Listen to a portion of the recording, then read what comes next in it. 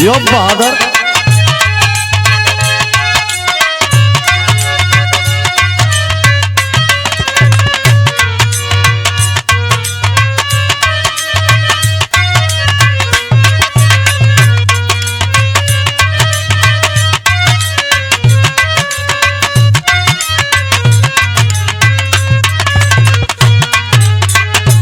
क्या बात है, क्या बात है।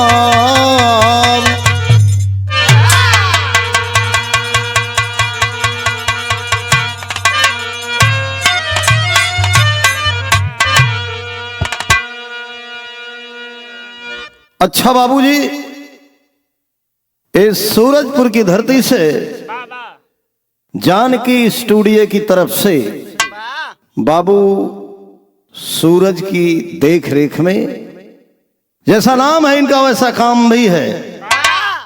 ये प्रसंग है महाभारत के अंत से जो विराज आ रही है। कुछ लोग सुने होंगे, कुछ लोग नहीं सुने होंगे। ये बड़ा ही मार्मिक, हृदय स्पर्शी और रहस्यात्मक है। महाभारत को समाप्त हुए 5 दिन हुए थे। पूरे राजप्रसाद में कोहराम मचा हुआ था। कवि ने 2 लाइन भूमिका के अंदर भाव लिखा। क्या लिखा?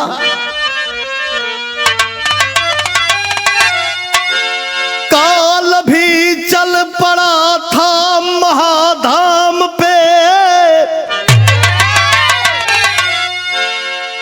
थम गई सुर के नालों की टापे प्रबल, शून्यता रो रही जंग मैदान में, पीरता करती चित्कार होकर विकल, तो हस्तियां मिट गई शोक संतप्त है, कि आग हस्ती से अपने जगाए कोई, आज करुणा खड़ी कारुणिक द्वार पर, एक नई जिंदगी दिल में लाए कोई।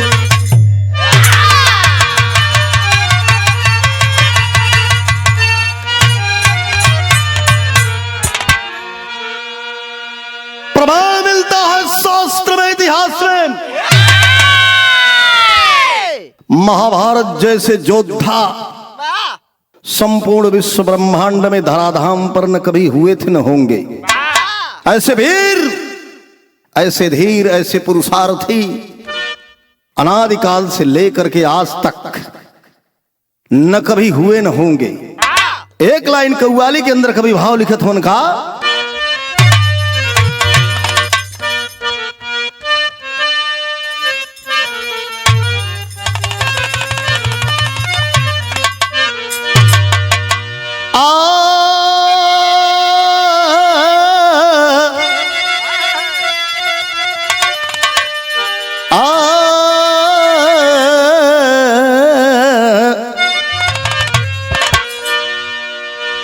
किसी मासूक ने आवाज दिया कि आप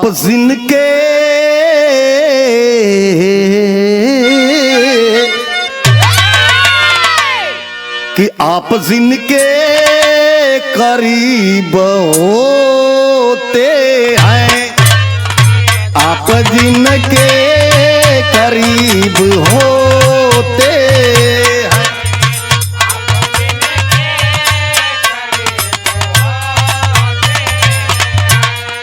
वो बड़े खुश नसीब होते हैं,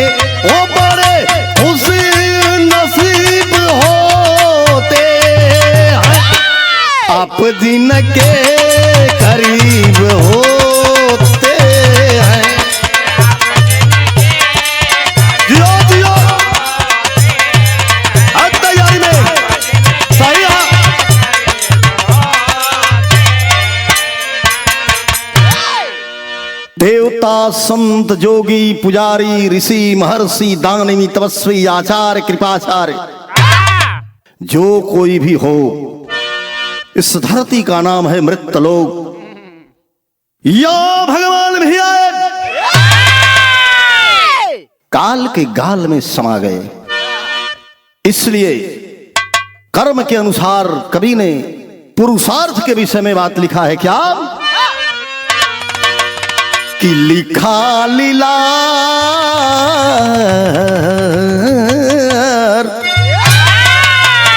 कि लिखा लीलार मिट न पाएगा, लिखा लीलार मिट न पाएगा।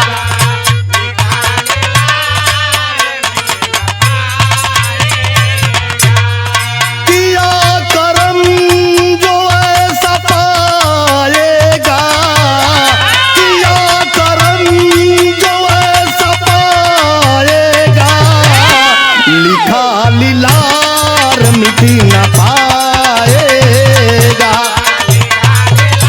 जियो से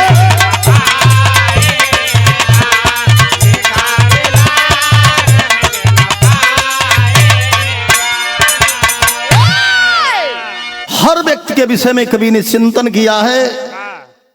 जो जैसा इस धराधाम पे कर्म करता है उसके अनुसार उसके फल का लेखा जोखा होता है। महाभारत एक ऐसा ग्रंथ है जो जीवन के पुरुषार्थ को दर्शाता है। महाभारत को समाप्त हुए 5 दिन हुए थे। भगवान मधुसूदन, भगवान कृष्ण अर्जुन के पास पहुंचते हैं। कल अर्जुन, सामाजिक समरसता के तहत, इस पारंपरिक सनातनी परंपरा के तहत हमारा यह उत्तरदायित्व बनता है कि हम चलें। तात धृतराष्ट्र को ढाढ़स बंधाने की पारी आ गई है। कैलन का भगवान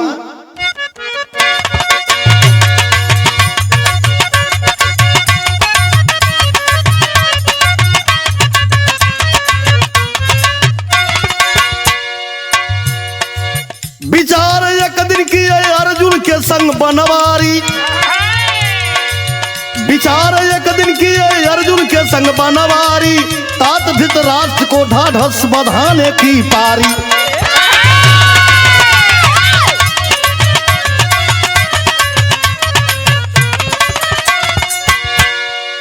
जंगे मैदान में कौरवों का सत्यानाश हुआ, वीरों की वीरता गजब भीषण विनाश हुआ।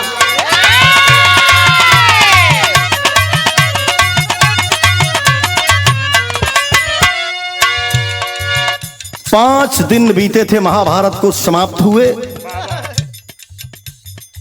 5 पांडव बचे, 100 कौरव मार दिए गए। भगवान कृष्ण अर्जुन के साथ चलते हैं। तात धृतराष्ट्र को सांत्वना देने के लिए, बाबूजी पूरे हस्तिनापुर का माहौल क्या है, कवि लिखते हैं।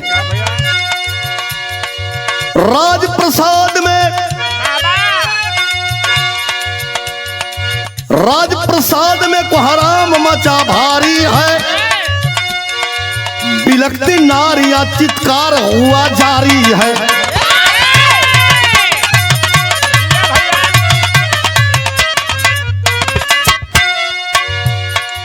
तो शून्यता घूरती,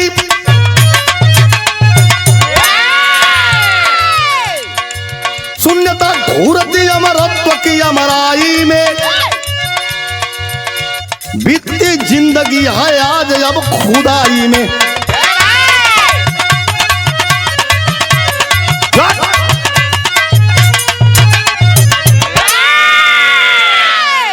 पांच दिन समाप्त हुआ। धृतराष्ट्र रो रहे हैं, सोच रहे हैं मैंने ऐसा क्या कर्म कर दिया कि मेरे 100 के 100 पुत्र मारे गए, पांडव 500 बच गए। यह विचार कैले हवन। उसी समय भगवान कृष्ण द्वारिकाधीश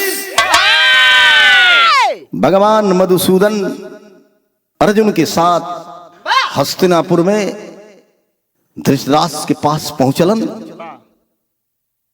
धृतराष्ट्र रो रहे हैं, एक आवाज दिए, क्या दिए? गीत लगल मास्टर। वाह वाह वाह वाह।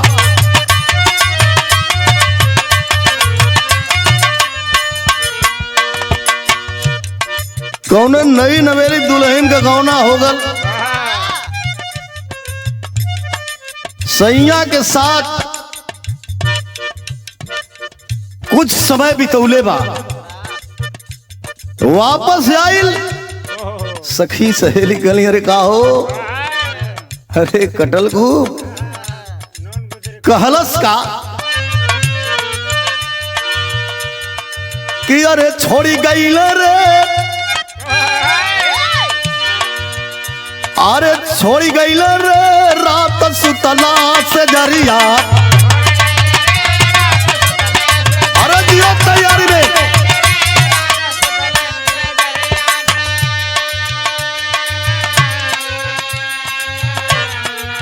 देवघर बाबा के बड़ा गोहरवली,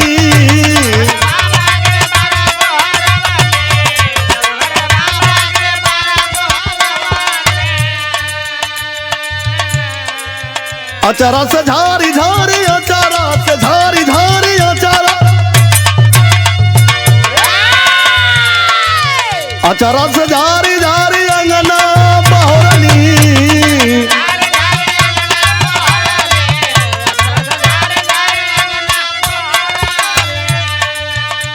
और कोची कली के मरोर गईल रात सुतला से जरिया पे छोड़ी गई रे, रात सुतला से जरिया। बहादुर हो बहादुर।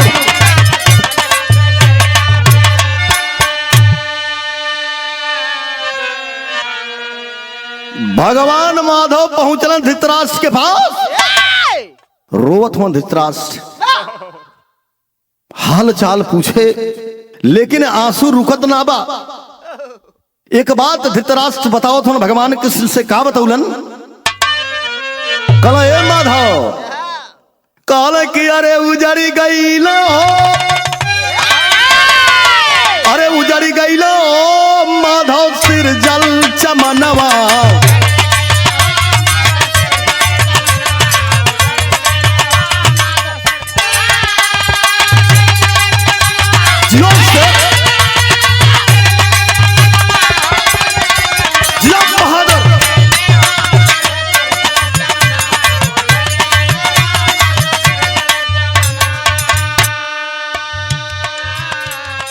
धृतराष्ट्र बताए, वेदना से कांपल सगरी शरीरिया,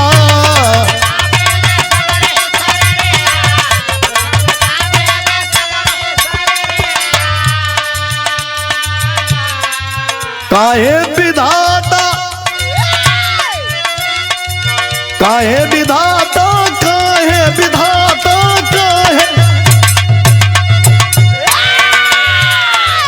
काहे विधाता का घूमल नजरिया,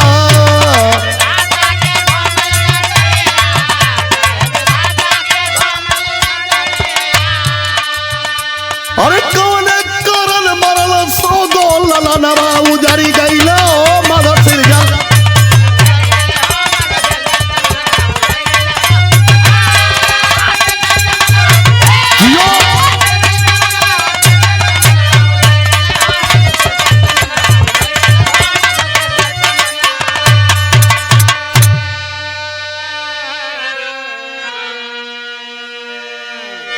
धृतराष्ट्र रो रहे हैं।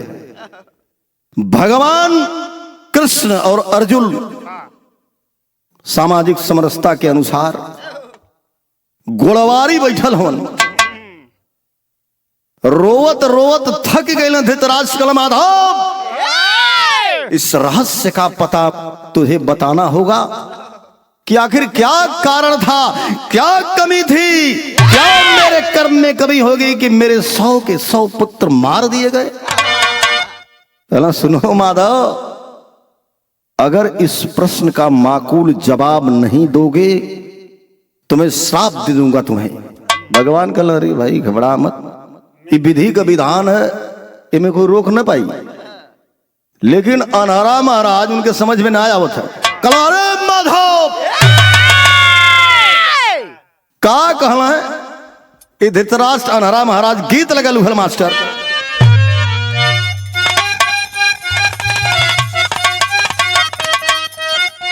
वाह वाह वाह वाह। कौनो मेहरारू का मर्द मिलिट्री में भर्ती होगा, वो जाके सीमा पर मार चौका मार छक्का, अहर मेहरारू का हालत का खलस कि अरे पलटनिया में दूल्हा, कि पलटनिया में दूल्हा, अरे भैला भारत जोतवैया बिना खेतवा, अरे जोतवैया बिना खेतवा, अरे परल बपारती हो जोता वैया बिना खेतवा।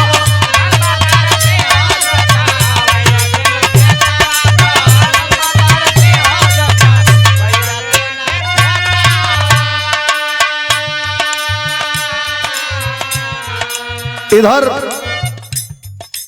भगवान कृष्ण बैठे हुए हैं, धृतराष्ट्र अनहरा महाराज एकदम ताव पताव देख चल जाता हूं कि हे माधव सारा दोष आपका है। का कहलन हालांकि अरे बगिया में अगिया, अरे लगाई दे आलाए माधव, ए माधव सिंचल चमनवा, अरे उजारी दे आलाए माधव सिंचल चमनवा।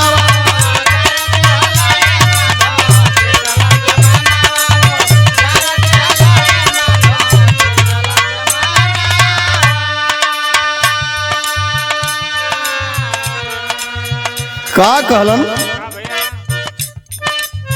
कैला समरिया, कैला समरिया में भारी धोखे बजिया,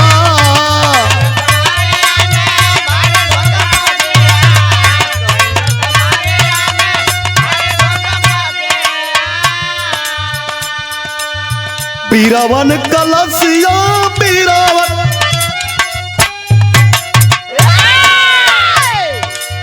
बीरावन कलसिया गिरला चारो वरिया,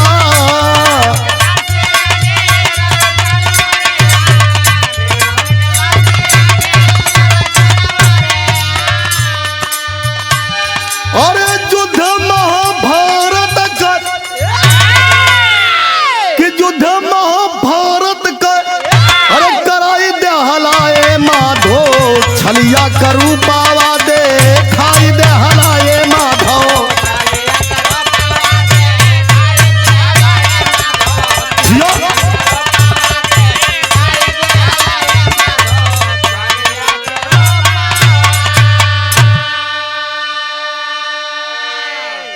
मित्रों भगवान कृष्ण के एकदम डटले पर डटले चल जाते हैं। धृतराष्ट्र महाराज कल माधव कुल झगड़ा का जड़ तू ही हवा, छल के बल बल महाभारत को समाप्त करने वाले माधव, अगर इस रहस्य से पर्दा नहीं उठता है तो मैं ऐसा श्राप दूंगा कि कई जन्म तक कहीं स्थान नहीं मिलेगा माधव। भगवान कहला कि घबरा मत, तो धीरज रखा। कहला क्या धीरज रखूं? कहला कर्म के अनुसार फल मिलता है। एक प्रमाण मिलता है कि धृतराष्ट्र जब भी इस धराधाम पे जन्म लेते थे राजा ही बनते थे।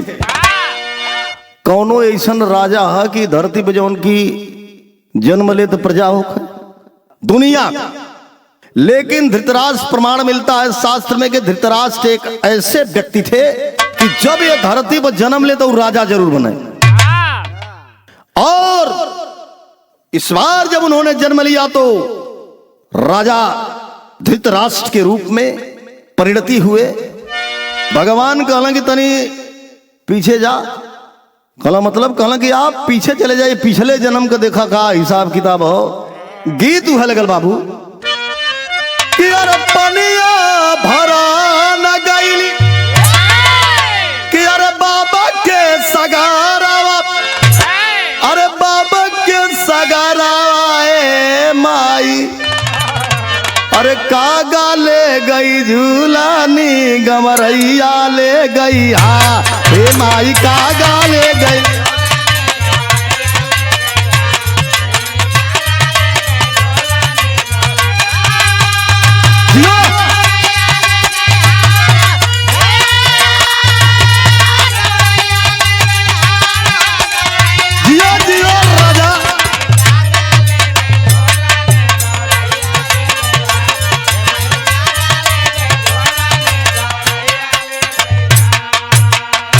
एक तनी सा लचका के गई बा तो तनी सा कुरेदत जाई।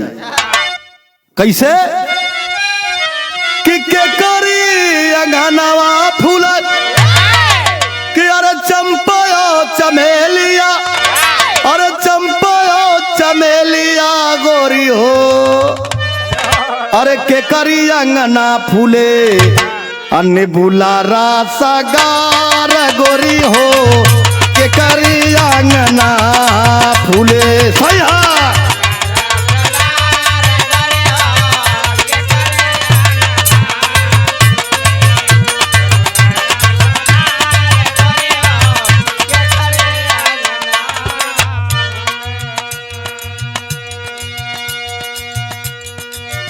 माधव की बात सुनकर के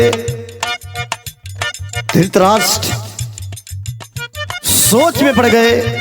आ ओही समैया भगवान एक बात कहलन का धृतराष्ट्र से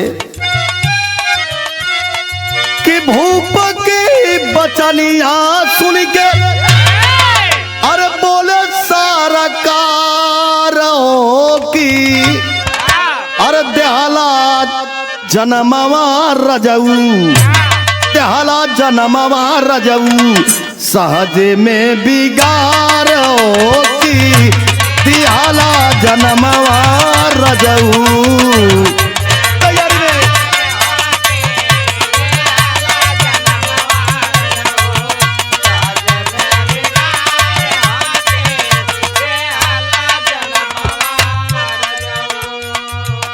पिछले जन्म में जवन कैला पुण्य कामावा,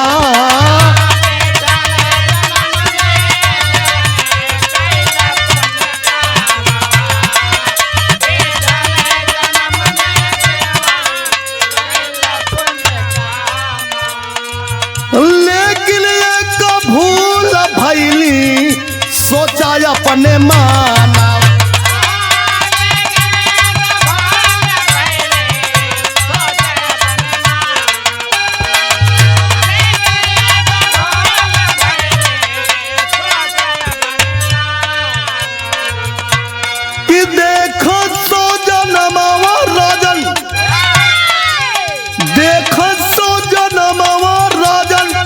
नैनावा पसार हो की, देहाला जनमवा रजऊ, देहाला जनमवा रजऊ, साजे में बिगार हो की।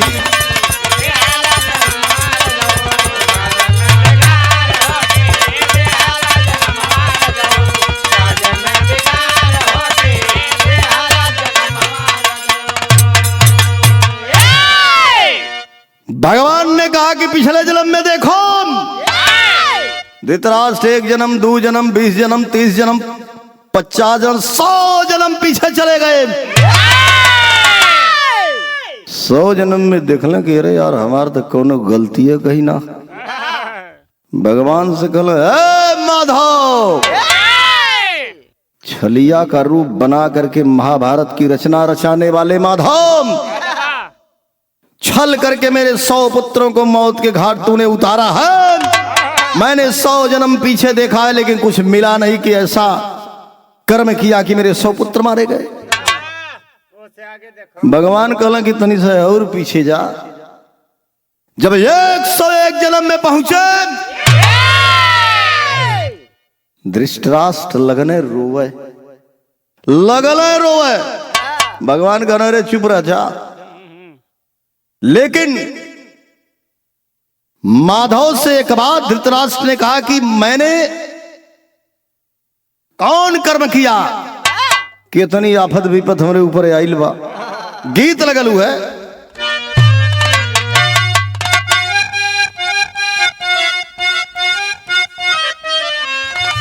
कहे कि और झूला दिया का गुदावा और टूटल ये राजा जवनिया गड़िया छूटल राजा।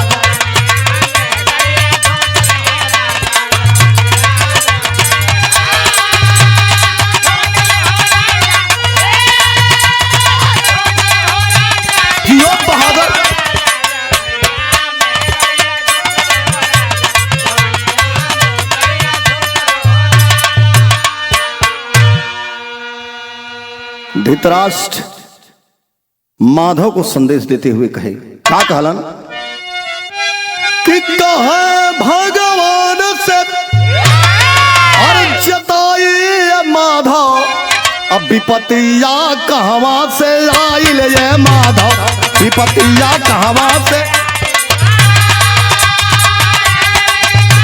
जियो।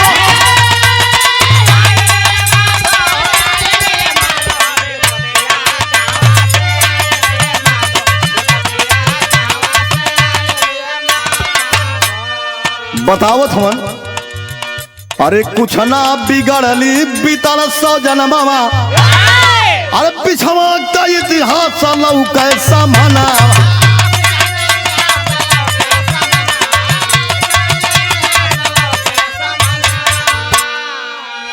तो 101 जन्मवा में, अरे 101 जन्मवा में जो ये माधव विपतिया कहवा से आइल ये माधव।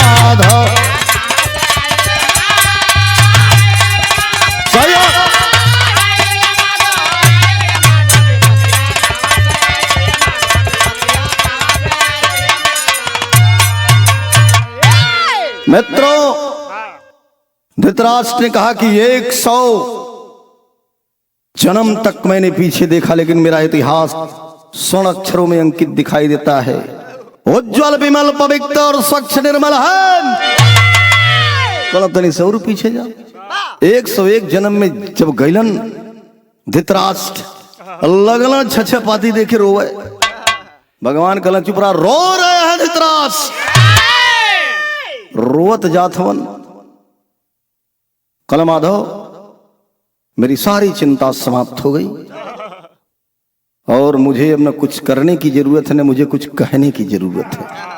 विरह के शैली में कभी भाव लिखन का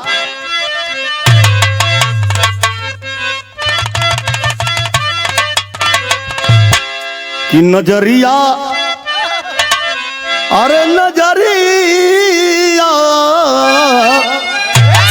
अरे नजरिया बरस बन के बदरी, अरे बिकल हो गए भूप सागर में उठा लहरी।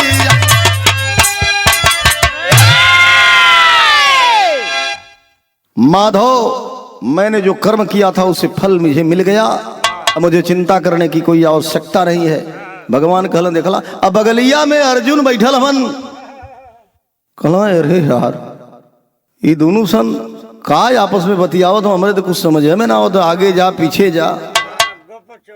लेकिन धृतराष्ट्र ने कहा कि अब मैं आराम से मरूंगा। क्यों आरामों से मराला? लेकिन माधव से भगवान कृष्ण धृतराष्ट्र से बता रहे हैं, विदेशिया में कभी भाव लिखलन का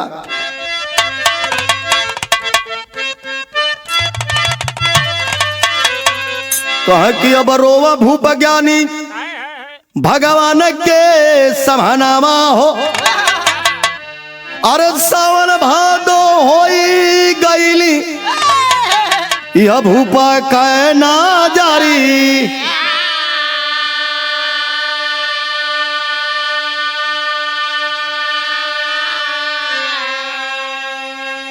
अरे कैली करम वह फल हम के मिली गई ले, अरे दुख दूर होई गई ले, अब छटल बे बादारी।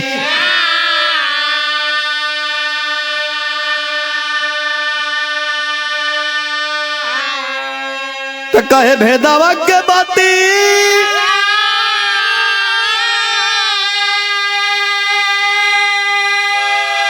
अब धनंजय नहीं जानी पावल,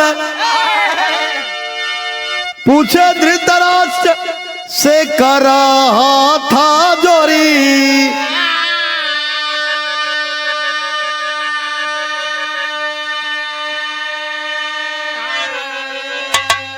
बगल में बैठे हुए अर्जुन अनुराग के प्रतीक कुछ बात समझ में नहीं आई, हाथ जोड़ करके खड़े हो गए चाचा धृतराष्ट्र के सामने। हैं चाचा जी, आप और द्वारिकाधीश दोनों लोग क्या क्या बात किए हैं आगे पीछे, मैं कुछ समझ नहीं पाया। कृपा करके आप मुझे कृतार्थ करिए। पहपट में भाव कवि लिखलन का,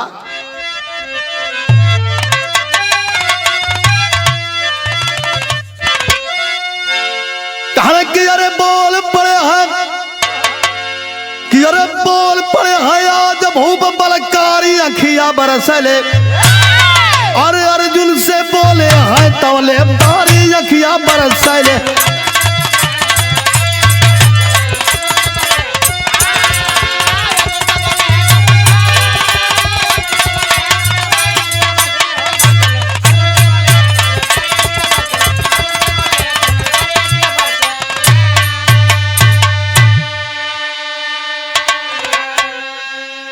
अर्जुन से धृतराष्ट्र बता रहे हैं, अरे पूर्व जन्म में राजा बनके अजब धरती पर अइली हो, अरे शिकार करना मांस को खाना अब दिनचर्या हो गईली हो। अरे टरले नहीं अब टरले होना आरी अखिया बरसले।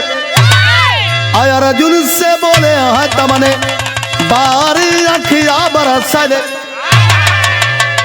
मित्रों, कोनो ई जवन होनहारी है बाबू टरे वाली ना है। अर्जुन हाथ जोड़ करके खड़े हैं। धृतराष्ट्र बता रहे कि बाबू एक बार एक सब एक जन्म में जब मैं काशी में राजा के रूप में जन्म लिया,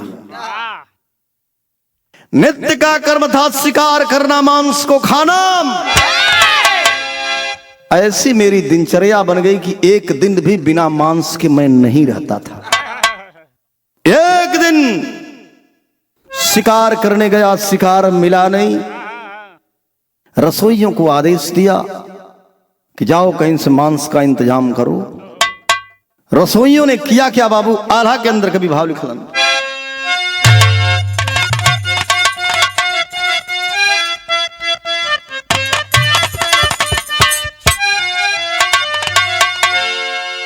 हालांकि अरे कर्म जवन, अरे कर्म जवन करबा भोगवा जन्म जन्मवा भैया।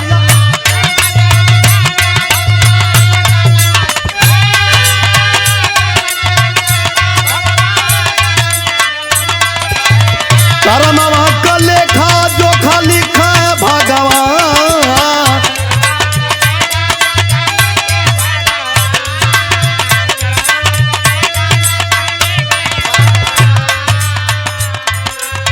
कहा धृतराष्ट्र अर्जुन से बतिया भैया।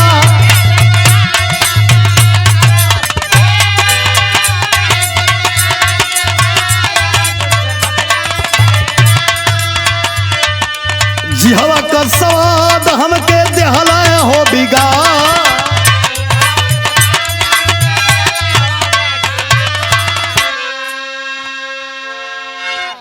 अर्जुन को समझा रहे हैं धृतराष्ट्र कि बचवा, मैं राजा बनकर के शिकार करता था, मांस को खाना दिनचर्या मेरी बन गई थी। एक दिन शिकार मिला नहीं,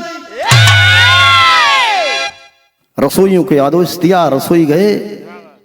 बगलिया में जहां राजा का राजमहल था उसके बगल में एक बहुत बढ़िया सुंदर सरोवर था। उसी सुंदर सरोवर में हंस और हंसनी और उनकर 100 बच्चा जल क्रीड़ा जल किलोल करते थे। बाबू रसोईया सोचले कि कहां से कि रोज जाके ये बुढ़ भोकना के चिड़ई चिरंगी पकड़ के लिया, 8 बच्चा के पकड़लस, एक बच्चों को पकड़ा ले आए के बनाए के देला। राजा कहला अरे यार इतनी बढ़िया मांस मैंने अपने जीवन में नहीं खाया। भयल का बाबूजी आधा नंबर 2।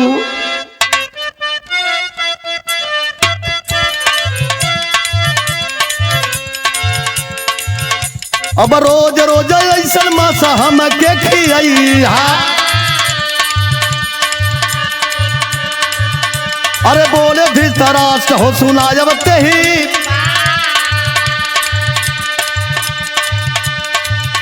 अरे सरोवर में रहना हंस हंसिनी का बच्चावा, मारा एक बच्चा लाया सुनो तक, अरे मारा एक बच्चा लाया सुनो तक,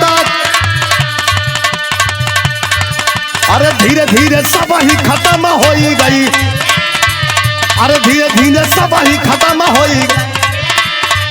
अरे अगवा कहलिया सुना हो श्रीमान, अरे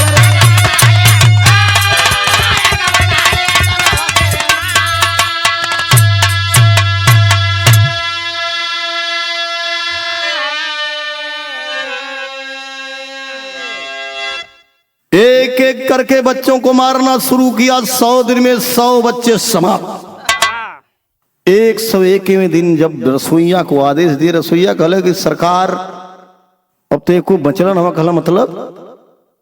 कहला राजप्रसाद में जो 100 बच्चे और हंस हंसनी है, मैं एक एक बच्चे को रोज मार करके लाता था और मांस को बना करके आपको देता था। अरे बाप रे बाप, धृतराष्ट्र का आसन हिलने लगा, आंखिया या कपरा पर कपरावा गन गन गन गन गन गन आए लगल।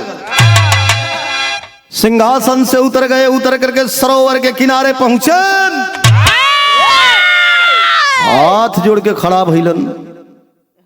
कला माफ कर दो हंसराज। हंस और हंसनी जो तड़प रहे थे अपने बच्चों की याद में। कला रे दुष्ट राजा, जिस प्रकार से मैं अपने 100 पुत्रों के वियोग में अपने प्राण का परित्याग कर रहे हैं, वही तरीका से तुहार 100 लड़का मरी हैं, उन्होंने के शोक में तू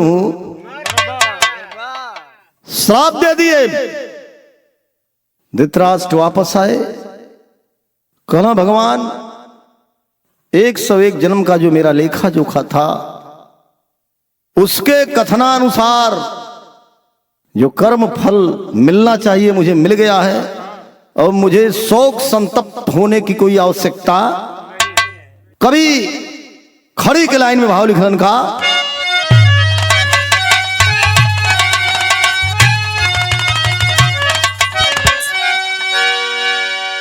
धृतराष्ट्र बगलिया में अर्जुन खड़ा हो, उनके संदेश देशवा का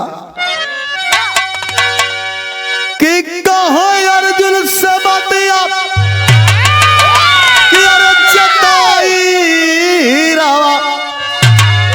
दयाल दोनों प्राणी जानवा गवाई रावा।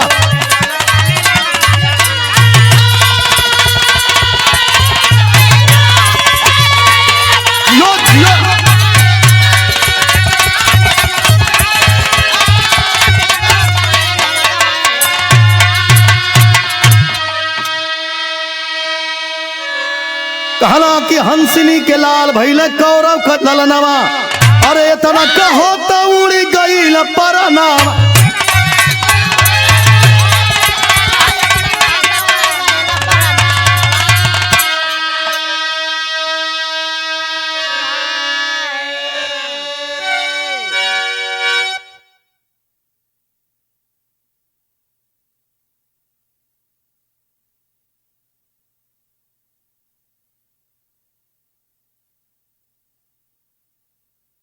तो गईल जन्नत कि गईल जन्नत की नगरिया समाई हीरा वाता दहल दोनों प्राणी जानवा गवाई हीरा। योग योग योग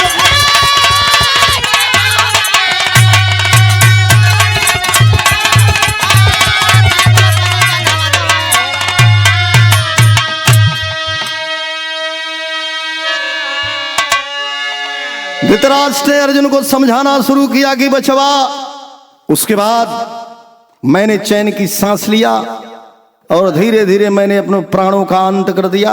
और ज्यों धृतराष्ट्र मर गए, गांधारी उनकी चिता पर आती है, कूद करके सती हो जाती है। बाबूजी, दोनों लोग अंततोगत्वा उस परम सत्ता में अपने आप को विलीन कर देते हैं।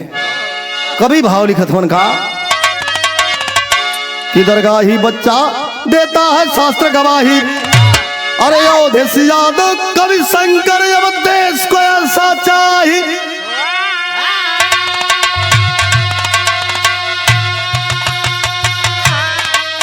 अरे नजरिया बरसा बन के बदरी तो यादव हर